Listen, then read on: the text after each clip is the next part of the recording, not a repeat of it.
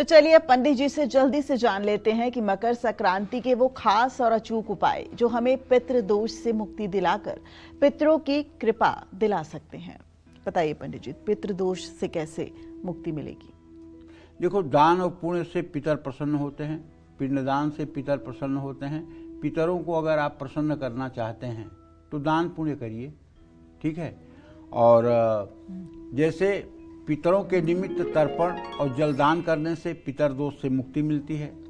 अगर ज़्यादा आपके पितर आकस्मिक मृत्यु में हुए हैं या मतलब कि आत्महत्या किए हैं तो ऐसे पितरों के उद्धार के लिए त्रिपिंडी श्राद्ध और नारायण बलि का भी प्रयोग करना चाहिए।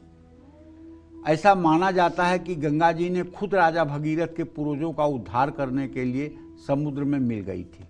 राजा सगर के जो 60,000 लड़के जो है कपिल मुनि के आश्रम में जल करके नष्ट हो गए थे, तो वहाँ गंगा जी को ले जाने का कार्य जो है वो भगीरथ ने किया था, ठीक है।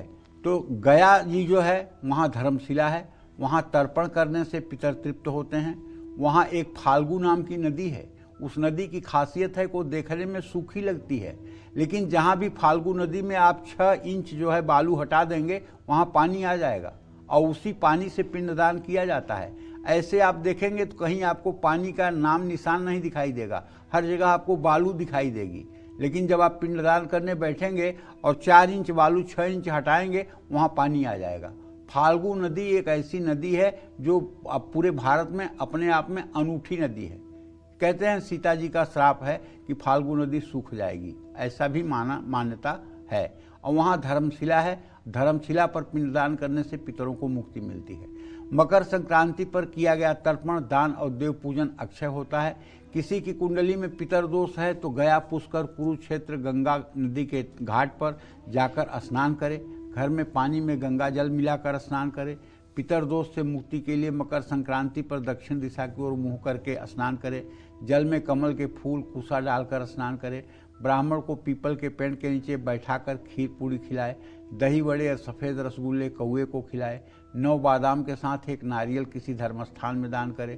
21 दिन तक आदित्य हृदय स्तोत्र का पाठ करें। और हाँ, अगर आज तक आपने अभी तक, क्योंकि मकर संक्रांति सुबह हो जाएगी, अगर अपनी बहन को, बेटी को या मतलब बुआ को कुछ उपहार में नहीं भेजा है तो मेरी बात अगर आप तक पहुंच रही है तो ये प्रोग्राम ख़त्म होने के बाद ऑनलाइन उनको 1000, 500, 1500, 2000 जो भी आपसे बन सकता है तुरंत भेजिए। उनको प्रणाम करिए, उनसे कहिए कि आप इससे जो है मकर संक्रांति का कोई सामान खरीद करके अगर उपयोग करेंगी तो इससे मुझे बड़ा सुख प्राप्त होगा। ये उपाय आज जरूर कर लीजिए, जरूर कर लीजिए, जरूर कर लीजिए। जय मां विंध्यवासिनी।